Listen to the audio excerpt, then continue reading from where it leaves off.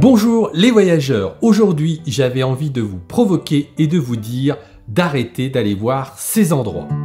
Il y a autre chose à voir que Zion, le Grand Canyon, Bryce Canyon, Death Valley, les grands classiques en fait de l'Ouest américain. L'idée est de vous donner des alternatives pour éviter ce genre de situation, pour éviter de se retrouver avec une masse de touristes et gâcher un peu le plaisir de ces beautés naturelles. Je vais donc vous donner dans cette vidéo des endroits tout aussi beaux, mais moins connus, donc moins fréquentés, dans cet ouest américain qui est, il faut se le dire, l'un des road trips emblématiques et très prisés des Français. Dans une énorme majorité des road trips programmés par les agences de voyage, on vous proposera le Grand Canyon par sa rive sud. Il y a plusieurs raisons logiques à cela. Son accessibilité, son ouverture toute l'année, le choix des hébergements. Oui, mais le revers de la médaille, c'est que vous ne serez pas seul aux heures de pointe. Je reparlerai des navettes mises en place par les parcs nationaux américains dans le prochain lieu. Mais mon conseil est assez simple. Vous voulez beaucoup moins de monde, mais profiter de cette beauté naturelle? Eh bien, c'est simple. Allez en face. Allez à la North Rim. Beaucoup moins fréquentée. Alors c'est sûr, c'est moins évident de l'incorporer dans un road trip. Mais c'est faisable. Je l'ai fait lors de notre road trip en août 2019.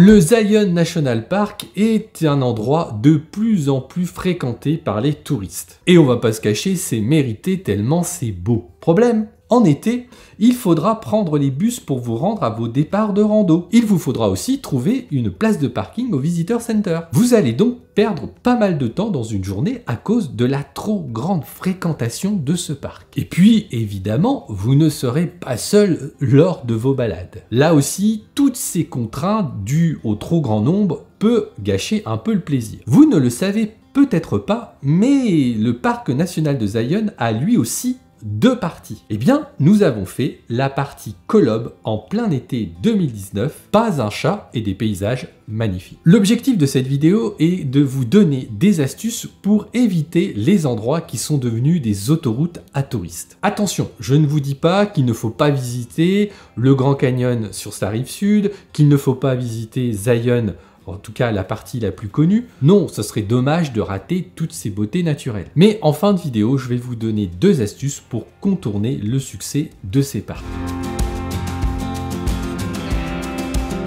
On continue avec des alternatives par le parc de Bryce Canyon, qui est un parc très prisé des Français. Il est donc lui aussi victime de son succès. Eh bien, je vous propose un autre endroit peu connu à 75 km de là. Il s'agit de Cedar Break National Monument. Voici le paysage de la star et voici le paysage de son petit frère. On est d'accord qu'il y a une grosse ressemblance. Ce monument naturel peu connu est par contre à haute altitude. Vous frôlerez les 3000 mètres. Du coup, vous ne pouvez pas visiter Cedar Break toute l'année. Vous avez aussi des randonnées pour parcourir ce lieu, mais cela ne vous permet pas de vous rendre dans les ravins. Il faut être objectif, c'est le point fort de son grand frère. Bryce Canyon vous donne la possibilité d'aller vous balader au cœur du parc. Et ça, c'est vrai que c'est très sympathique. Mais si vous aimez les endroits tranquilles, Cedar est vraiment une excellente alternative à Bryce Canyon.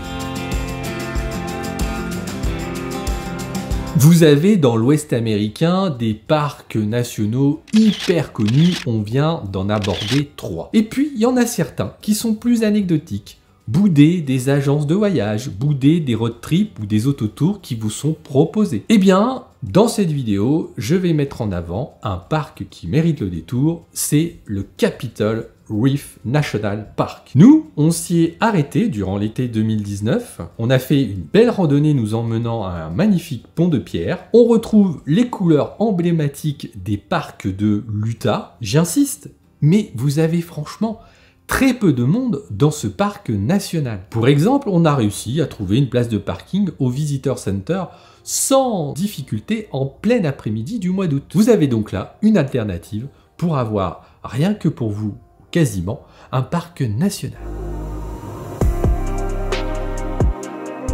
L'idée de cette vidéo est de vous donner des alternatives et de vous faire comprendre qu'il n'y a pas que les parcs nationaux dans l'Ouest américain. Préparez bien votre parcours. Étudiez vos choix de visite en recherchant des endroits que vous avez envie de voir. Et après avoir fait ce petit préparatif, eh bien vous avez un choix très important de belles choses à visiter dans l'Ouest américain. J'ai envie de vous donner deux exemples d'alternatives aux parcs nationaux. Le Natural Bridges National Monument, c'est un petit parc parfait pour faire des petites randonnées et vous approcher de ponts naturels magnifiques. Là encore, cet endroit est très peu connu, peu mis en avant par les professionnels du tourisme. Vous avez donc peu de monde, voire pas de monde en plein mois d'août. Certes, le paysage est peut-être un petit peu moins fantastique, mais tout ça est équilibré par le fait que vous êtes seul et que vous randonnez tranquille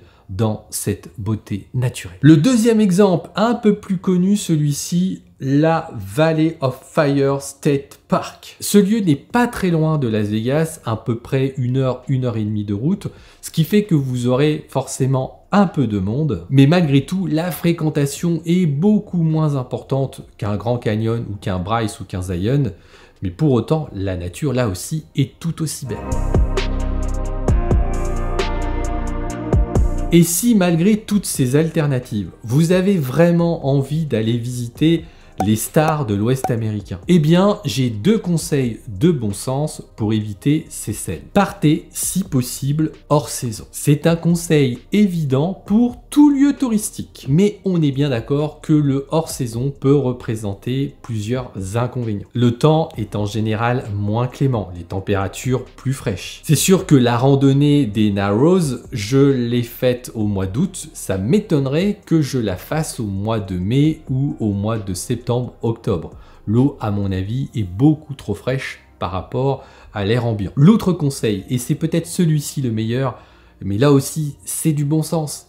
Allez visiter ces parcs, allez visiter ces endroits très touristiques le matin très tôt. Soyez le plus possible en décalage avec la masse. Alors c'est vrai que se lever tôt et vacances, ça fait peut-être pas bon ménage. Mais pour exemple, grâce au décalage horaire, à Bryce Canyon, on y est allé extrêmement tôt, à peu près vers 7 à 8 heures du matin. Eh bien, le parking au départ des randonnées était quasi vide et on a été accueillis par ces petits animaux fantastiques. Je peux vous dire qu'en revenant de la randonnée 3 heures plus tard, c'était plus la même musique. Allez, n'oubliez pas le like et l'abonnement pour aider la chaîne. Et maintenant, si vous faites un tour dans l'Ouest américain, eh bien, je suis sûr que l'une ou l'autre de ces vidéos peut vous intéresser.